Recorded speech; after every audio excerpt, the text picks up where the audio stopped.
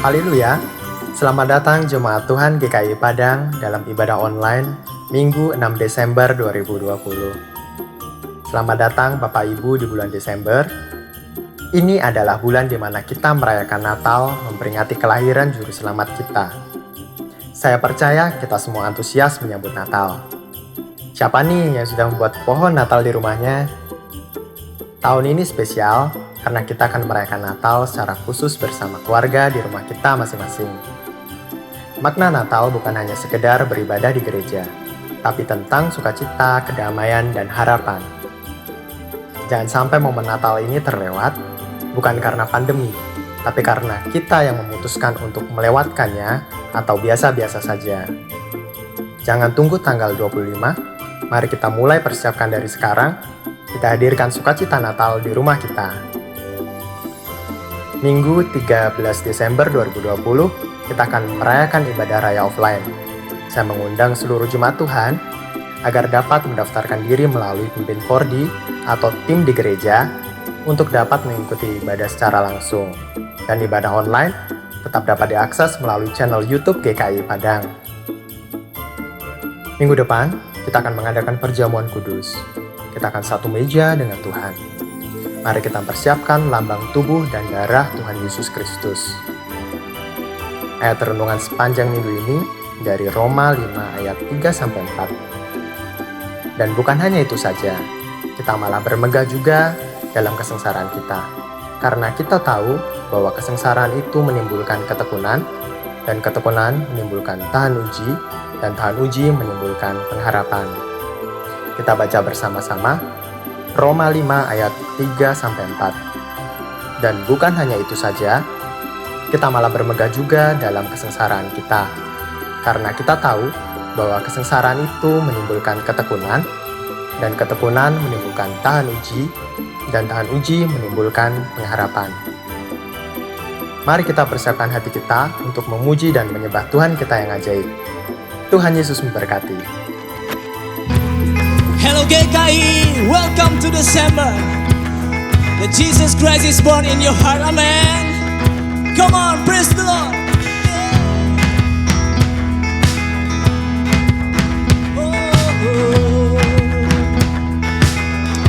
Joy to the world, joy to the world, the Lord has come.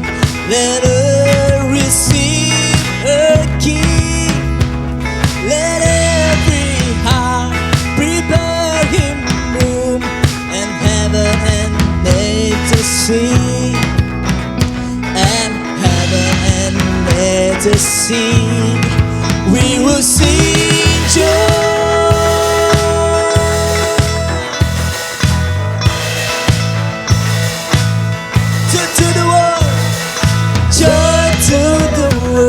The Savior reigns.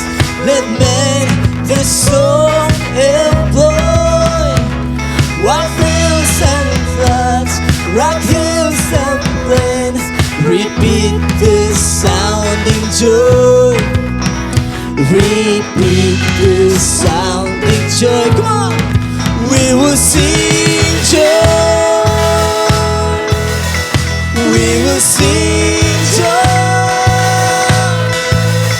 We will sing joy, joy to the world. He rules the world with truth and grace, and makes the nations prove the glories of his righteousness, and wonders of his love. And wonders of his love. Come on. Oh, we will sing joy. We will sing joy. We will sing joy. Joy to the world.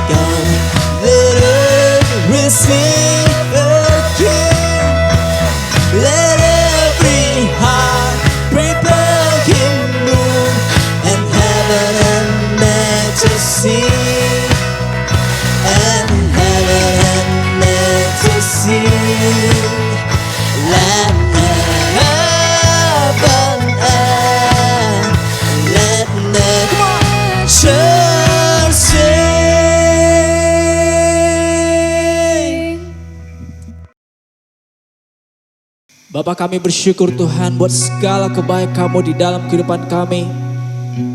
Kami mampu melalui badai kehidupan ini dengan kemenangan yang daripada Engkau. Dan kami nyatakan Tuhan dengan senang hati kami bahwa janji-Mu tidak pernah terlambat bersinar. Sepasti mentari bersinar, begitu pun janji-Mu. Dalam segala perkara Engkau turut bekerja.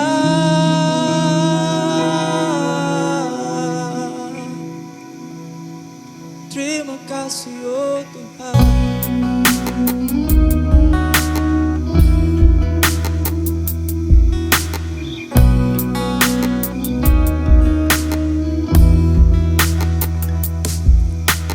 Di tengah luasnya samudra, di dalam badai bergelora, Kaulah jangkar hidupku. Tak sekalipun ku goyah, firman terangi langkahku, sumber damai dalam hidupku. Ku aman di dalam-Mu, penyertaan-Mu sempurna. Sepasti mentari bersinar, begitu pun janji-Mu. Dalam segala perkara Engkau turut bekerja.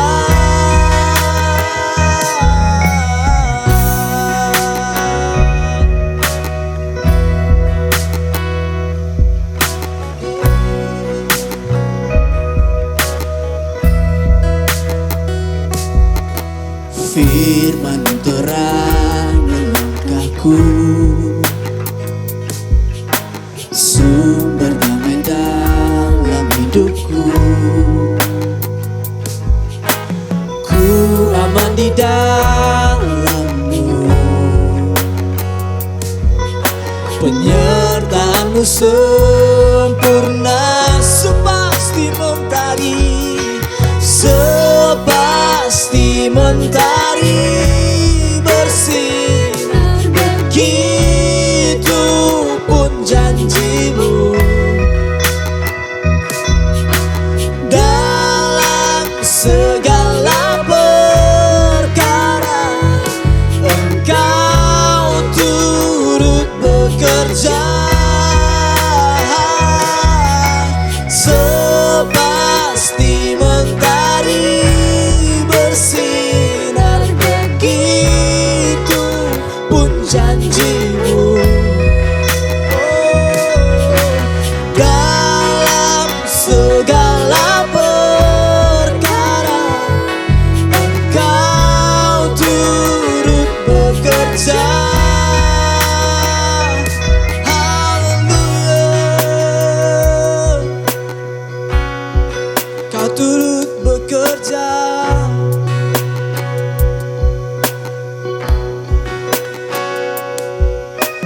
Perisai pelindungku, batu karang yang teguh, benteng pengharapanku. Kaulah Tuhan, Kaulah Raja. Perisai pelindungku, batu karang yang teguh, benteng pengharapanku. Kaulah Tuhan, Kaulah Raja. Perisai pelindungku, batu karang yang teguh, benteng pengharapanku. Kaulah Tuhan, Kau perisai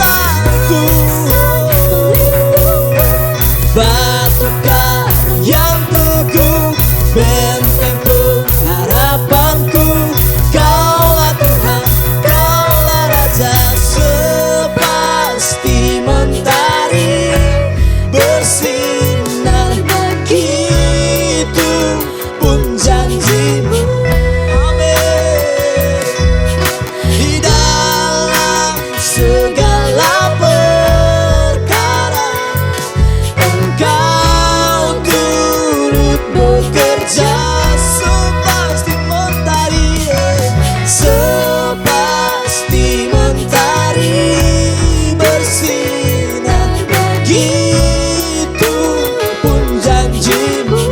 Haleluya.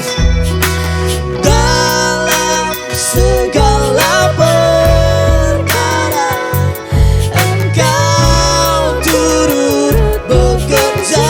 Perisai pelindungku, perisai pelindungku, batu karang yang teguh, benteng pengharapanku.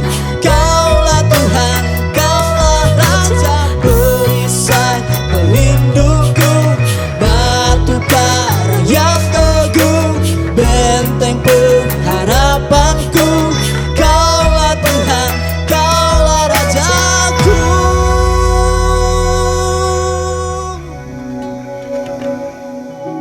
Tuhan Yesus, kami berterima kasih buat segala kebaikan yang Kau beri di kehidupan kami Tuhan sepanjang minggu ini. Kami bersyukur Tuhan bisa sampai di akhir tahun 2020. Sungguh Tuhan, penyertaan-Mu luar biasa buat umat-Mu dari awal, pertengahan, hingga penghujung tahun ini Tuhan. Bahkan di saat pandemi sekalipun, Engkau yang campur tangan. Engkau mencukupkan setiap kebutuhan umat-Mu. Kami berterima kasih Tuhan buat berkat-Mu, sehingga anak-Mu mendapat proyek dan dalam pekerjaannya. Bersyukur juga Tuhan buat perlindungan-Mu bagi anak-anak-Mu yang melakukan medical check-up, keluar kota, baik saat bekerja maupun perjalanan. Tuhan yang sudah sertai. Terima kasih Tuhan buat orderan jahitan dan orderan pekerjaan yang baru buat anak-anak-Mu. Setelah beberapa bulan menunggu ya Tuhan, Tuhan yang bukakan jalan, Tuhan bukan tingkap-tingkap langit untuk berkati anak-anak-Mu. Yang berterima kasih Tuhan, juga buat kesembuhan anak-Mu yang sakit demam. Engkau Allah yang hebat, oleh bilur-bilur-Mu sakit penyakit umat-Mu telah Engkau sembuhkan. Kami naikkan juga Tuhan, doa kami ini, kami berdoa agar anak-anak-Mu makin setia, mengingat kebaikan dan penyertaan-Mu sepanjang tahun 2020 ini. Kami tidak khawatir Tuhan, sebab seperti janji-Mu, Engkau sekali-kali tak akan membiarkan kami dan tak akan meninggalkan kami. Kami berdoa juga agar kami umat-Mu berpegang teguh pada pondasi yang benar, yaitu kebenaran firman-Mu sesuai dengan tema sidang-Mu tahun 2020 tentang foundation, biar umat-Mu dapat melakukan subtema bulanan yang telah disampaikan serta dapat membangun hubungan dengan Tuhan Yesus dan mengalami Engkau secara nyata. Kami berdoa Tuhan untuk para orang tua agar giat membimbing tumbuh kembang rohani dan jasmani anak-anak mereka, dan biarlah Tuhan setiap orang tua meminta hikmat daripada-Mu dalam menghadapi perilaku anak-anaknya yang sedang mengalami masa peralihan ke masa remaja. Kami yakin Tuhan, anak-anak dalam sidang-Mu ini tumbuh dalam pengenalan akan Engkau dan menjadi generasi yang melakukan firman-Mu. Yang berdoa untuk anak-Mu yang bekerja sebagai tenaga medis yang mengerjakan medical check-up, biar Tuhan yang sertai dan melindungi dari macam virus dan kelemahan tubuh. Kami juga berdoa anak-Mu yang mengawas pilkada di Polres Bukit Tinggi, biarlah pilkada berjalan dengan aman dan seluruh pihak yang terlibat sungguh-sungguh melakukan protokol yang ada. Engkau saja yang berikan kekuatan dan kesehatan bagi anak-anak-Mu ini dalam menjalankan tugas mereka. Inilah doa kami Tuhan, yang percaya Engkau Allah yang tetap sama, kuasa-Mu tak terbatas, dan kami Tuhan bersuka cita oleh karena Engkau sudah menjawab setiap doa kami Tuhan. Dalam nama Tuhan Yesus kami berdoa. Amin. Sepasti mentari bersinar, begitu pun janji-Mu. Dalam segala perkara Engkau turut bekerja. Sepasti mentari bersinar, begitu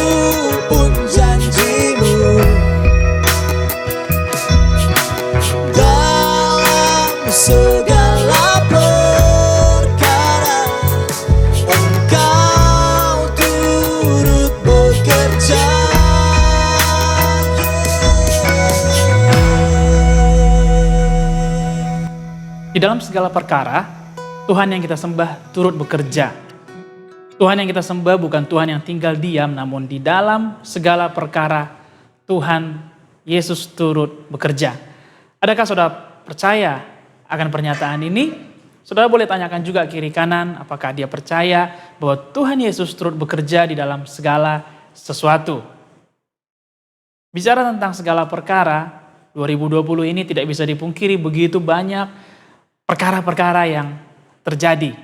Nah, dan hari ini, dalam minggu pertama di bulan yang terakhir di tahun 2020.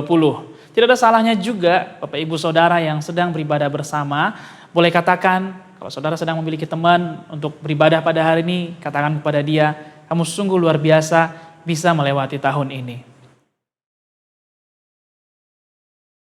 Kenapa kita katakan bahwa dia sungguh luar biasa bisa melewati tahun 2020? Karena ya memang 2020 ini sungguh sangat luar biasa kejadian-kejadian, perubahan-perubahan yang terjadi. Yang paling besar yang terjadi selama tahun 2020 adalah pandemi. Dan tidak jarang juga saya melihat beberapa postingan di minggu-minggu terakhir ini, postingan di media sosial, ada banyak postingan lucu mengenai tahun 2020. Ada yang membuat 2020 itu Januari, Februari, pandemi, Desember. Bahkan biasanya juga akhir-akhir tahun seperti ini ada filter-filter baik di Instagram ataupun media sosial lain yang biasanya membuat tentang resolusi baik akhir tahun dan juga awal tahun. Tapi sampai hari ini sepertinya filter seperti itu belum banyak bermunculan.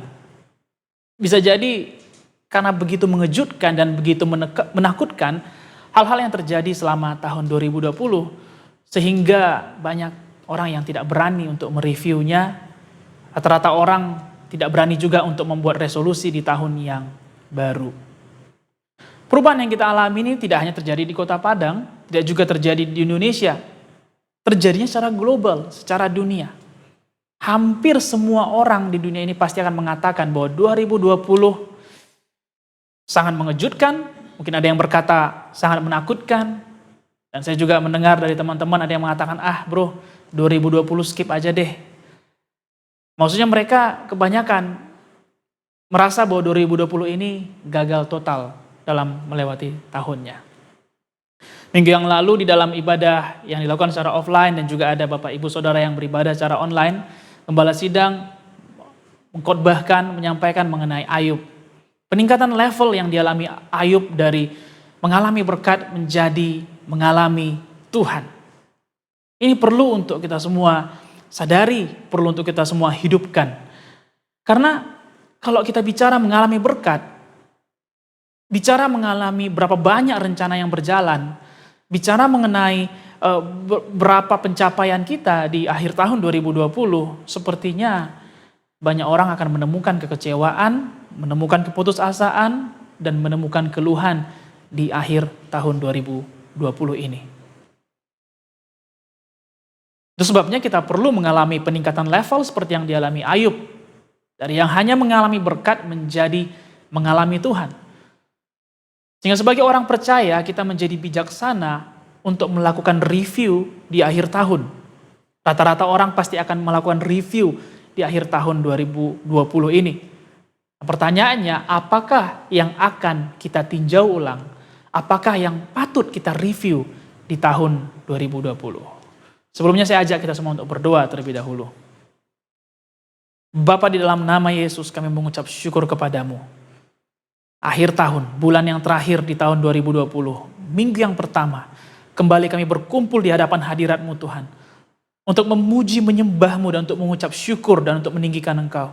Dan untuk mengatakan betapa baik, betapa agungnya Engkau dalam kehidupan kami. Kami mengucap syukur Tuhan Yesus karena pada hari ini kembali kami dapat beribadah, memberikan hati kami. Dan sebentar kami akan mendengarkan firman-Mu. Kami sangat perlu firman-Mu Tuhan. Biarlah di dalam sesi firman ini bukan hikmat manusia yang berkata-kata, bukan kekuatan manusia, bukan indahnya kata-kata Tuhan, tetapi kekuatan Roh-Mu mengambil bagian di dalam sesi firman Tuhan ini. Berbicaralah pribadi lepas pribadi dimanapun kami ada, di setiap ruangan, di setiap kamar, dimanapun saat ini kami sedang melakukan ibadah minggu.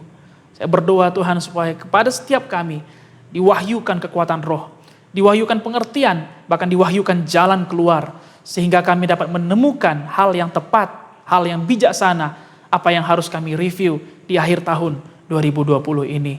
Terima kasih Tuhan Yesus, kami yakin Engkau Allah yang maha hadir, dimanapun kami mengundang Engkau hadir. Berikan pengertian yang dalam, berikan hikmat bagi kami, supaya kami boleh mengerti Tuhan akan maksud dan rencanamu melalui firman Tuhan ini. Dalam nama Yesus kami bersyukur dan berdoa, haleluya, amin. Kita lihat di dalam Lukas 6 ayat 46 sampai 49. Lukas 6 ayat 46 sampai 49. Judulnya adalah tentang dua macam dasar.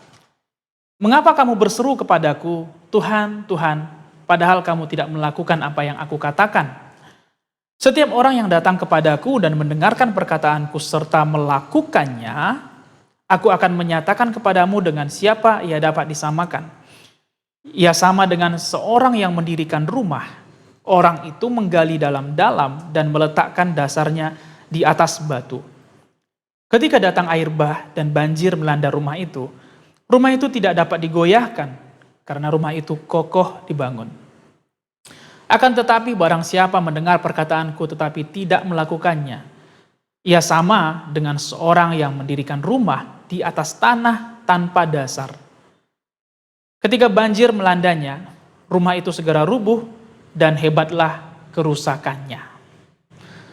Tahun 2020, pada bulan Januari yang lalu, Gembala Sidang memberikan tema kepada kita yaitu mengenai foundation, mengenai pondasi. Berulang kali saya juga mengatakan tentunya tidak secara kebetulan tema ini diberikan kepada kita semua, khususnya kepada jemaat di GKI Padang. Dan kita bersyukur karena tahun ini yang kita jalani, kita betul-betul bisa belajar mengenai foundation. Dan ini yang akan kita review kembali di akhir tahun di bulan Desember ini yaitu mengenai foundation. Di dalam Lukas 6 yang kita baca, ada perumpamaan yang Yesus sampaikan membandingkan dua macam orang. Yang pertama mendengar dan melakukan, dan orang yang kedua mendengar namun tidak melakukannya. Orang yang mendengar dan melakukan firman, Yesus mengumpamakan seperti suatu rumah yang dibangun di atas pondasi yang dalam, di atas batu. Sedangkan orang yang hanya dengar namun tidak melakukan firman, Yesus mengumpamakan kepada orang yang bangun rumah tapi tanpa pondasi. Di dalam cerita yang sama di dalam Matius 7 ayat 24 sampai 27, perkara mendengar dan melakukan firman Tuhan, malah Yesus kaitkan dengan orang yang bodoh dan orang yang bijaksana. Saya kira ini benar sekali, karena hanya orang bodoh yang membangun rumah tanpa pondasi. Dan orang-orang yang bijaksana adalah mereka yang membangun pondasi terlebih dahulu, memastikan pondasinya kuat, lalu kemudian membangun rumah. Di sini kita melihat bahwa firman Tuhan memiliki perspektif yang berbeda dalam melihat orang yang bodoh dan orang yang bijaksana. Mungkin ada kita yang menganggap orang yang bijaksana yang memiliki IQ tinggi, orang yang perfeksionis, orang yang pintar, juara kelas, mungkin ketua OSIS, ketua organisasi, mungkin orang-orang yang memiliki jabatan yang tinggi di tempat pekerjaan, mungkin menurut kita mereka adalah orang yang bijaksana. Namun firman Tuhan memiliki perspektif yang berbeda, Bapak Ibu Saudara. Orang yang bijaksana adalah orang yang mendengar dan kemudian melakukan firman Tuhan. Sedangkan orang yang bodoh yang hanya dengar, namun tidak melakukan firman Tuhan itu. Banyaknya permasalahan yang kita alami selama tahun 2020 justru sebenarnya menjadi sebuah keberuntungan bagi kita kalau kita memiliki perspektif yang benar. Bagi kebanyakan orang, seperti tadi kita di awal bahas, bahwa banyak orang merasa 2020 ini skip aja. 2020 ini lewat aja deh. Namun di dalam masalah-masalah yang terjadi di tahun 2020, sebenarnya masalah itu menjadi jalan, menjadi media bagi kita, menjadi momen bagi kita di mana kita bisa melakukan firman Tuhan. Karena masalah mendengar itu terjadi di dalam masa tenang. Kita bisa mendengar dengan baik kalau suasananya tenang. Benar bukan? Tetapi melakukan firman justru terjadi di dalam suasana yang ribut. Sebagai contoh, ketika murid-murid membangunkan Yesus di atas kapal ketika ada badai yang melanda, di dalam masa yang ribut itu, Yesus menuntut iman mereka, menuntut kepercayaan mereka, menuntut mereka melakukan firman. Namun pada waktu itu murid-murid sempat takut dan membangunkan Yesus dan meminta Yesus untuk mendiamkan badai yang sedang terjadi. Sekali lagi saya katakan bahwa mendengarkan itu di dalam masa tenang. Tetapi melakukan firman justru terjadi di dalam masa yang ribut. Sebagian besar kita pasti akan mengatakan bahwa 2020 adalah masa yang ribut. Masalah yang ribut, penyakit, di dalam pandemi ada yang harus masuk rumah sakit, ada yang harus dioperasi, ada yang harus dirawat. Di dalam masa pandemi, usaha yang sedang dimulai ternyata stagnan. Di dalam masa pandemi, usaha pengembangan usaha ternyata harus ditahan dulu. Di dalam masa pandemi, apa yang direncanakan harus dipending dulu, di-keep dulu. Di dalam masa pandemi, ternyata pendidikan tidak berjalan seperti yang kita harapkan. Ada begitu banyak yang ribut. Ada begitu banyak yang ribut di dalam tahun 2020. Dan seringkali kita mengalami momen di mana kita nggak bisa lagi dengar dengan baik. Bapak Ibu Saudara, di dalam masa yang ribut itu, bukan lagi mendengar yang perlu kita lakukan, tetapi melakukan firman Tuhan. Karena ketika kita melakukannya, masa yang ribut akan menjadi masa yang tenang. Amin. Nah, membangun pondasi yang kokoh bukanlah hal yang mudah. Saya ingat pada waktu kami membangun rumah, ya, saudara tentu sudah mendengar cerita berapa lama kami membangun rumah. Nah, pada waktu kami membangun rumah, saya masih ingat karena saya mengawasinya dari awal sampai ke akhir rumah tersebut. Nah, saya teringat pada waktu kami sedang membangun pondasinya. Pondasi itu begitu lama dibangun. Saya kira tahunan mungkin, bahkan sempat berhenti sebentar lalu kemudian dilanjut lagi pondasinya. Bangun pondasi yang waktu itu harus menggali sumur, masukkan, kemudian membuat polongan-polongan, lalu membuat slough-sloughnya seperti itu, butuh waktu yang sangat lama. Sampai saya berpikir, ini sudah berbulan-bulan kok nggak nampak apa-apa ya, nggak ada yang muncul ke permukaan ya. Kok semuanya kayak datar aja, sama tinggi dengan tanah gitu. Berapa kali saya juga tanya kepada, saking mungkin saya merasa kayak nggak ada perkembangan, saya nanya kepada kepala tukang yang bekerja waktu itu. Saya katakan, Mas, hari ini apa aja sih yang dikerjakan? Kemudian besoknya saya tanya lagi, Mas, hari ini apa aja sih yang dikerjakan? Besoknya saya tanya lagi, Mas, hari ini apa aja sih yang dikerjakan? Karena saya nggak melihat ada yang muncul ke permukaan. Berbulan-bulan kami nggak lihat apa yang muncul di permukaan. Bahkan saya ingat juga orang tua saya pernah katakan, ini kok kayak gini-gini aja ya. Kemudian kepala tukang itu menjawab saya. Dia katakan seperti ini, Bang, kalau sedang dalam tahap membangun pondasi, memang rasanya lambat kali. Karena kita sedang membuat di bawah ataupun setara dengan tanah. Tapi nanti setelah batu batanya naik, baru seolah-olah setiap hari ada perubahan, setiap hari ada peningkatan, setiap hari ada pertambahan tinggi. Dalam masa bangun pondasi ini, ya dana banyak habis, tapi kayak seolah-olah nggak kelihatan hasilnya, dia bilang seperti itu. Waktu itu semen banyak sekali habis, prediksinya cukup dua mobil lagi kerikil cukup, tapi masih belum lagi cukup. Wah, itu membuat kami sempat stres, kenapa kok belum naik-naik. Dari cerita ini, Bapak Ibu Saudara, membuat kita mereview kembali tahun ini. Kalau di akhir tahun ini, di bulan Desember 2020 ini, kita lihat, kita tinjau bahwa kok pencapaiannya belum ada ya, kok hasilnya belum ada ya, kok apa yang saya rencanakan tidak terjadi ya, kok ini, kok itu, kok belum ada yang nampak ke permukaan. Saya mau katakan, that's really okay. That's really okay, Bapak Ibu Saudara. Karena selama 2020 ini yang kita alami adalah membangun pondasi. Dan membangun pondasi memang akan kelihatan kayak gak ada perkembangan. Karena yang kita lakukan adalah membangun suatu pondasi. Dan pondasi yang mau kita bangun adalah pondasi yang kokoh. Dalam Mazmur 127 ayat 1 berkata, nyanyian ziarah Salomo. Jikalau bukan Tuhan yang membangun rumah, sia-sialah usaha orang yang membangunnya. Jikalau bukan Tuhan yang menguasai kota, sia-sialah pengawal yang berjaga-jaga. Nah, tanpa pondasi yang kokoh, maka apapun yang dibangun di atas pondasi itu, semuanya akan sia-sia dan porak-poranda. Tidak perlu bencana yang besar untuk menghancurkannya.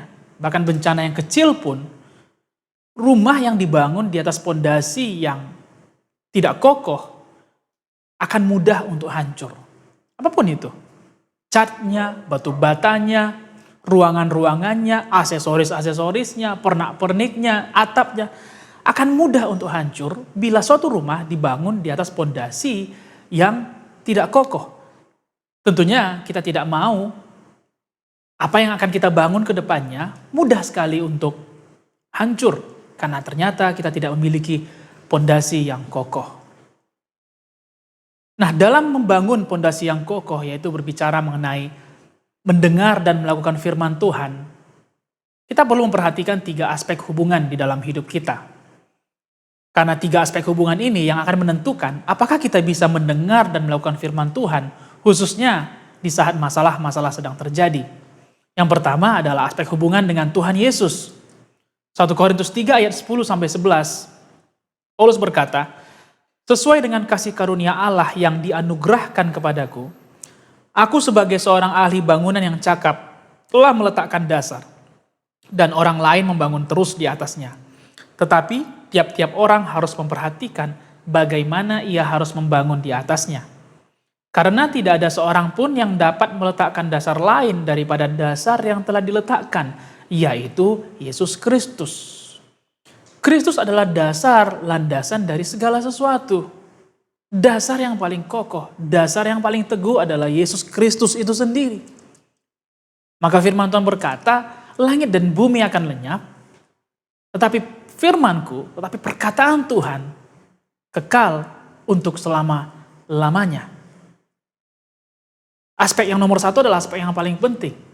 Kita perlu memperhatikan hubungan kita dengan Tuhan Yesus melalui doa kita, pujian penyembahan, waktu yang kita berikan untuk mendengarkan suara Tuhan. Karena kalau aspek yang pertama ini kita perhatikan, maka kita bisa mendengar dan melakukan firman Tuhan. Tetapi kalau hubungan kita dengan Tuhan tidak kita perhatikan, maka yang kita dengar dan yang kita lakukan hanyalah naluri kita saja. Aspek yang kedua adalah keluarga. Mengenai keluarga kita banyak bahas pada bulan Mei dalam keluarga dan kerjasama. Bapak Ibu Saudara kalau ada yang ketinggalan atau mau melihat kembali, mereview kembali, bisa melihat di salah satu video ibadah kita pada bulan Mei. Dan pada bulan Mei itu kita juga membahas mengenai tidak baik bila seorang diri. Dalam Kejadian 2 ayat 18. Tuhan Allah berfirman, tidak baik kalau manusia itu seorang diri saja. Aku akan menjadikan penolong baginya yang sepadan dengan dia. Tuhan menciptakan keluarga untuk bisa saling tolong-menolong. Dengan cara apa? Dengan cara melakukan fungsinya masing-masing. Bapak melakukan fungsinya, ibu melakukan fungsinya, dan juga anak-anak melakukan fungsinya. Suami dan istri melakukan fungsinya masing-masing. Dengan melakukan fungsi masing-masing, maka keluarga itu akan menjadi keluarga yang kokoh, keluarga yang teguh. Sehingga ketika keadaan selemah apapun, keadaan yang bisa melemahkan, ketika kita kembali ke dalam keluarga, ketika kita memperhatikan aspek hubungan kita dalam keluarga, kita masih bisa mendengar dan melakukan firman. Karena setiap orang dalam keluarga itu melakukan tugasnya masing-masing. Yang ketiga, aspek hubungan yang perlu diperhatikan adalah komunitas. Mengenai komunitas kita banyak bahas di dalam bulan yang membahas mengenai karunia dan pelayanan. Dalam Roma 12 ayat 4-5. Sebab sama seperti pada satu tubuh, kita mempunyai banyak anggota, tetapi tidak semua anggota itu mempunyai tugas yang sama. Demikian juga kita, walaupun banyak, adalah satu tubuh di dalam Kristus. Tetapi kita masing-masing adalah anggota yang seorang terhadap yang lain. Kita tidak bisa bertumbuh sendiri. Kita tidak bisa konsisten melakukan firman Tuhan. Kita tidak bisa membangun suatu pondasi yang kokoh kalau tidak tertanam di dalam komunitas yang benar. Sekali lagi, kita tidak bisa bertumbuh sendiri. Nah, kalau kita lebih sering duduk dengan kumpulan orang-orang yang suka mencemooh, yang suka membicarakan hal-hal yang negatif, hal-hal yang pesimis. Kalau kita lebih suka duduk dengan orang-orang yang tidak pernah membicarakan mengenai Tuhan dan pekerjaan-pekerjaan besar yang dilakukannya, bagaimana mungkin kita bisa mendengar dan melakukan firman Tuhan? Oleh sebab itu, perlu kita memperhatikan ketiga aspek hubungan ini, supaya kita tetap bisa mendengar dan melakukan firman Tuhan di dalam masa-masa yang ribut sekalipun. Kita perlu memperhatikan hubungan dengan Tuhan Yesus, hubungan dengan keluarga, dan hubungan dengan komunitas. Setelah kita membangun suatu pondasi yang kokoh, kita perlu mengetahui secara menyeluruh apakah memang pondasi ini benar-benar kokoh. Saya teringat ketika akan membangun gedung gereja kita setelah gempa tahun 2009. Ada satu peraturan baru yang dikeluarkan pemerintah Sumatera Barat bahwa saat akan mengajukan izin mendirikan bangunan, perlu dilampirkan izin sondir atau soil test atau uji daripada kekerasan tanah. Tujuannya adalah untuk mengetahui kondisi tanah yang akan dibangun.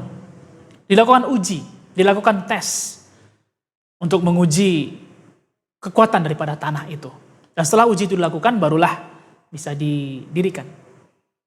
Nah, setelah uji itu kita kerjakan, kita mulai membuat pondasi dan kita mulai membangun gedung yang sekarang kita pergunakan.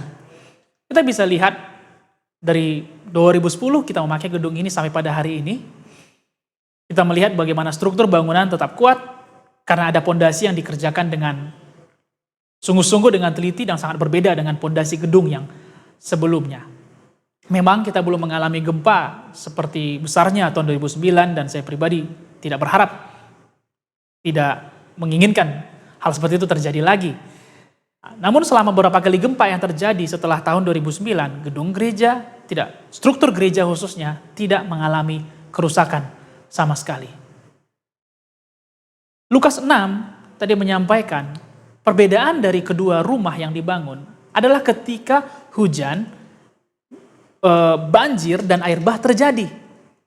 Rumah yang dibangun di atas batu, rumah itu akan berdiri kokoh.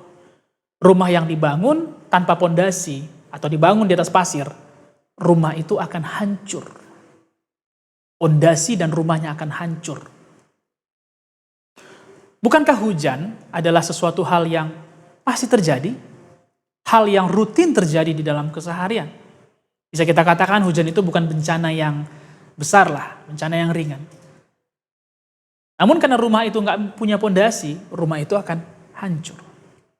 Hujan, banjir, air bah adalah uji kelayakan dari pondasi suatu rumah. Salah satu uji kelayakan. Demikian juga pondasi hidup kita. Apa yang kita alami selama tahun 2020, semua ini adalah proses daripada uji kelayakan pondasi hidup kita. Kuatnya pondasi hidup kita dapat kita ketahui di saat ada ujian atau di saat hal-hal tidak berjalan sesuai dengan rencana kita. Disitulah kita bisa mengetahui seberapa kuat pondasi hidup kita. Apa yang kita lalui adalah proses daripada uji kelayakan. Sehingga kita bukan hanya secara subjektif, bukan hanya kita yang merasa. Kita nggak lagi bilang, saya kuat dalam Tuhan. Kita bilang sama orang, saya kuat dalam Tuhan. Saya kuat kok menjalani hidup ini. Tapi kita nggak lewati proses daripada uji kelayakan itu.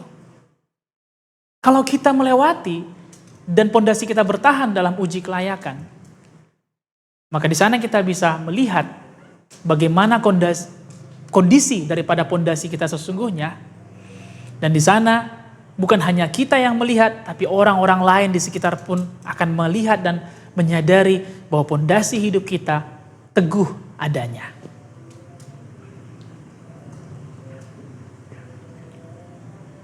Pondasi yang kuat bukan hanya cerita saja, bukan hanya sekedar sebuah statement, tetapi memang betul-betul melewati uji kelayakan. Nah, dan apa yang kita alami selama tahun 2020 adalah proses, adalah bentuk daripada uji kelayakan itu sendiri. Nah, setelah melewati ujian, setelah melewati proses daripada uji kelayakan di tahun 2020, tentunya di akhir tahun ini kita bisa review kembali apa-apa saja, apa aspek yang perlu kita benahi. Nah, apakah dalam tiap uji kelayakan itu kita masih bisa mendengar dan melakukan firman? Ataukah kita belum melewati uji kelayakan itu dengan baik karena kita masih ada momen di mana kita tidak mendengar dan melakukan firman Tuhan? Kita lihat lagi dari 3 aspek. Aspek apa yang masih kurang dalam pondasi hidup kita? Hubungan kita dengan Tuhan Yesus? Atau hubungan dalam keluarga kita? Atau hubungan kita dengan komunitas yang benar? Sehingga di akhir tahun ini yang kita review bukanlah pencapaian kita, tetapi yang kita review adalah seberapa kuatkah pondasi hidup kita ini. Kita nggak hanya bilang bahwa kita anak Tuhan, kita nggak hanya bilang bahwa kita adalah orang percaya, tapi memang kita membuktikan bahwa pondasi hidup kita melewati uji kelayakan. Itu yang kita review dan itu yang kita syukuri di akhir tahun 2020 ini, Bapak Ibu Saudara. Jadi walaupun di akhir tahun ini kita belum lihat ada pencapaian, kita belum lihat ada resolusi yang tercapai, kita belum lihat rencana-rencana kita berjalan, karena Tuhan mau ubah perspektif kita. Tuhan mau ubah cara kita memandang, bukan lagi kepada apa yang dicapai, tetapi seberapa kuatkah pondasi kita. Dan siapakah kita sesungguhnya di dalam Tuhan. Itulah yang kita syukuri di akhir tahun 2020 ini. Daud juga mengatakan di dalam Mazmur 139 ayat 23, "Selidikilah aku ya Allah dan kenallah hatiku. Ujilah aku dan kenallah pikiranku." Raja Daud menyadari dengan memberikan ruang bagi Tuhan untuk menyelidiki dia, untuk menguji hatinya. Dengan begitu Raja Daud bisa mengenal dan bisa mengetahui di atas pondasi apa dia sedang berdiri sesungguhnya. Kita perlu memberi ruang bagi Tuhan untuk melakukan uji kelayakan. Kita nggak hanya bisa bilang, nggak hanya bisa menyatakan bahwa pondasi kita kuat, dasar kita kuat, tapi kita nggak berani, tidak mau melewati uji kelayakan yang Tuhan sediakan. Percayalah bahwa ujian yang Tuhan izinkan bukanlah ujian yang untuk mematikan atau menghancurkan pengharapan kita. Yeremia 29 ayat 11 mengatakan bahwa rancangan yang ada padaku, rancangan yang ada pada Tuhan bukan rancangan kecelakaan, melainkan rancangan damai sejahtera yang mendatangkan hari depan yang penuh harapan. Pondasi kita mesti melewati uji kelayakan supaya kita mengetahui apakah pondasi kita, pondasi yang kokoh, pondasi yang teguh, atau pondasi yang rapuh. Kalau kita tidak tahu kondisi pondasi kita sebenarnya, Bapak Ibu Saudara, besar kemungkinan apa yang akan kita bangun di atasnya itu akan menjadi sia-sia. Kita akan memasuki tahun 2021. Cerita hidup kita belum berakhir. Masih ada cerita yang sedang Tuhan siapkan untuk kita hadapi ke depannya. Tentunya kita tidak mau apa yang akan dibangun di tahun yang akan datang akan menjadi bangunan yang mudah untuk hancur. Karena kita hanya bisa mengatakan bahwa pondasi kita kuat, tapi kita nggak melewati daripada uji kelayakan itu. Nah, marilah di akhir tahun ini kita mengambil keputusan untuk mereview kembali apa yang perlu diperbaiki. Dan kita ambil keputusan untuk tidak menyerah akan kondisi kita. Tidak menyerah akan ujian yang sedang kita hadapi. Melainkan kita perlu untuk berserah. Paulus berkata di dalam Roma 5 ayat 3-5. Dan bukan hanya itu saja, kita malah bermegah juga dalam kesengsaraan kita. Karena kita tahu bahwa kesengsaraan itu menimbulkan ketekunan Dan ketekunan menimbulkan tahan uji, dan tahan uji menimbulkan pengharapan. Dan pengharapan tidak mengecewakan. Karena kasih Allah telah dicurahkan di dalam hati kita oleh Roh Kudus yang telah dikaruniakan kepada kita. Kesengsaraan atau kita sebut sebagai uji kelayakan yang kita lewati. Uji kelayakan itu membuat kita bertekun. Bertekun artinya tidak diam, tidak hanya pasif tetapi aktif dan terus melangkah maju, itulah ketekunan. Ketekunan itu menghasilkan tahan uji, lolos uji kelayakan. Dan tahan uji akan membuat kita menimbulkan pengharapan di dalam hati kita.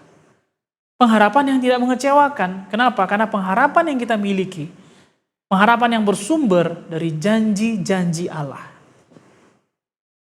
Janji manusia tentunya bisa mengecewakan.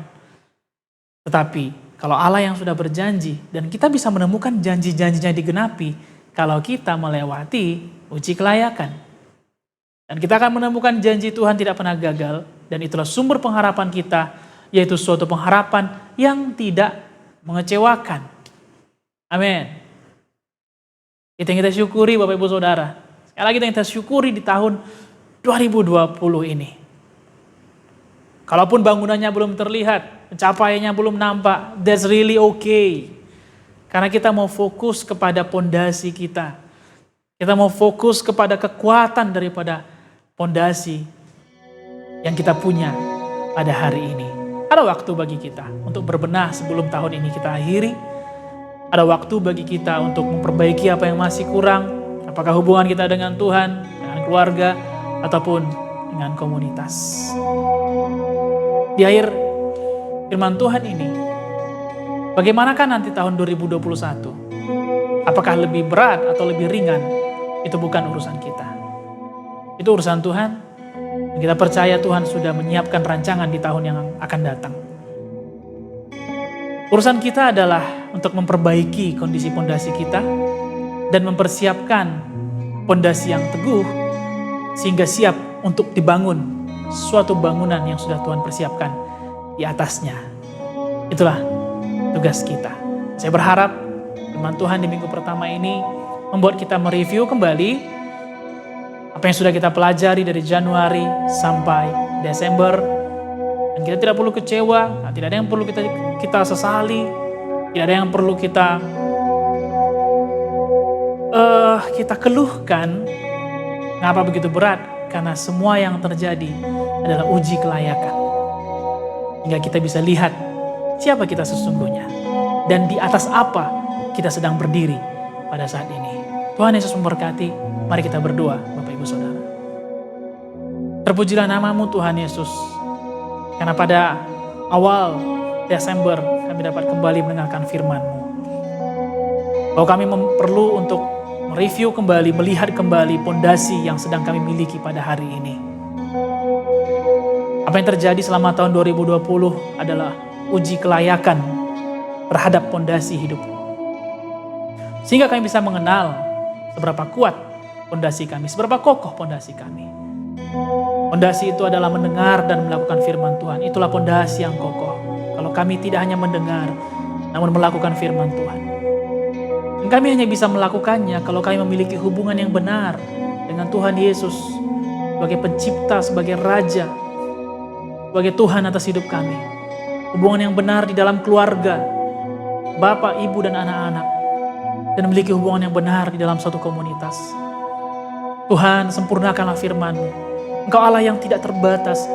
Roh Kudus-Mu menjadi roh kebenaran yang akan menyingkapkan, yang akan membukakan Tuhan, yang akan memberitahukan kepada kami jauh lebih dalam dari apa yang saya bisa sampaikan pada hari ini. Terima kasih kami bisa beribadah pada hari ini Tuhan. Semua itu keajaiban-Mu, semua itu mujizat-Mu. Kami bisa melewati masa-masa yang berat selama tahun 2020. Dan kami bersyukur Tuhan kami bisa melewatinya. Dan kami bisa melihat pondasi kami pada hari ini. Ada waktu ke depannya, Roh Kudus mampukan kami, berikan kami keberanian untuk kami bisa memperbaiki apa yang masih kurang, yang perlu kami benahi sebelum kami tutup tahun 2020. Sehingga kami bisa memastikan bahwa pondasi kami kokoh untuk memasuki tahun yang baru yang sudah Tuhan siapkan kepada kami. Terima kasih Tuhan Yesus buat waktu ini. Terima kasih buat firman-Mu. Kami mengucap syukur dan Engkau akan terus bekerja menyempurnakan firman-Mu. Dalam nama Yesus kami berdoa. Haleluya. Amin.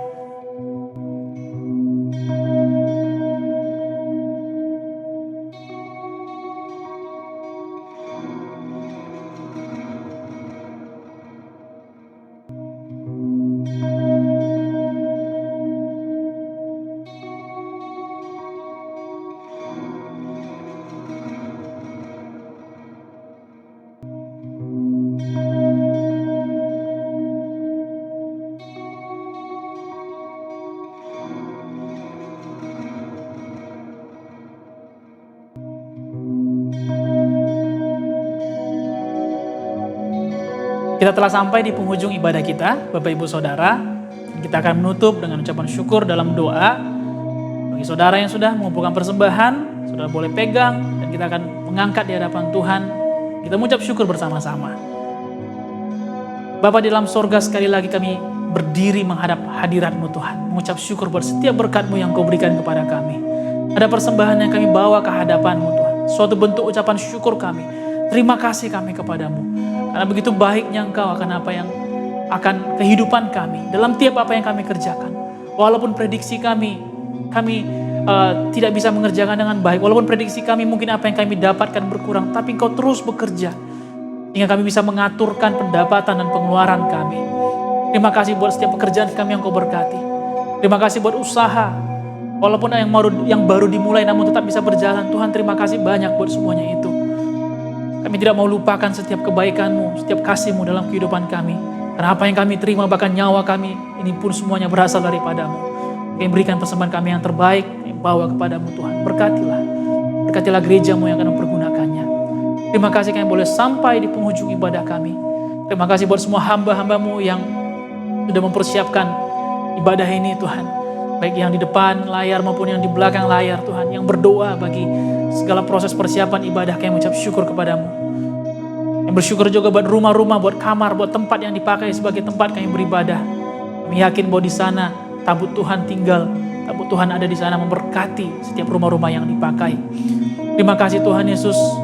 Kami mempersiapkan hati kami untuk kami boleh kembali ke dalam kehidupan kami sehari-hari dan kami kerjakan firman-Mu. Apa yang sudah kami terima melalui pujian penyembahan, melalui doa, melalui firman-Mu, itu hidup, itu kokoh dalam hati kami.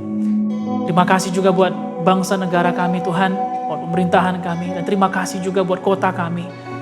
Yang berdoa Tuhan supaya semuanya di dalam perlindungan tangan Tuhan, berikan hikmat, bahkan dalam pilkada yang akan kami hadapi, Engkaulah penjaga bagi setiap daerah-daerah yang melakukannya. Yang berdoa supaya bangsa kami pun dikuatkan, diteguhkan, khususnya melewati masa-masa pandemi yang sedang kami hadapi.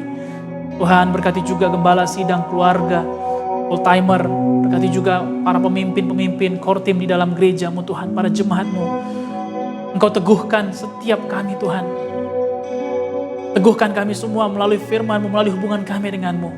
Dan beritahukan kepada kami terus-menerus hari lepas hari, supaya kami tidak hanya fokus kepada masalah kami, tetapi kami fokus kepada panggilan yang sudah Engkau siapkan untuk kami kerjakan Tuhan. Di penghujung tahun ini pun kami terus berbenah diri, kami persiapkan hati kami, tubuh, jiwa, dan roh kami untuk menerima, untuk memasuki tahun yang baru yang sudah Tuhan siapkan kepada kami. Terima kasih Bapa. Ucap syukur kepadamu. Kami akhiri ibadah kami. Yang percaya berkat-Mu melindungi kami. Berkat dari Bapa Sorgawi, berkat dari Tuhan Yesus, dan penyertaan daripada Roh Kudus menyertai kami. Mengingatkan kami kembali akan firman yang sudah kami dengarkan. Sehingga kami bisa tidak hanya menjadi pendengar, tetapi menjadi pelaku firman. Di dalam nama Yesus, rancangan-rancangan kebaikan itu yang memberkati, yang akan memperlengkapi jalan-jalan kami ke depannya. Kami mengucap syukur dan berterima kasih. Haleluya. Amin. Bapak Ibu Saudara, happy Sunday. Tuhan Yesus memberkati. Mari kita nikmati dan pergunakan hari ini untuk kita bisa saling meneguhkan, memberkati satu dengan yang lainnya. Happy Sunday.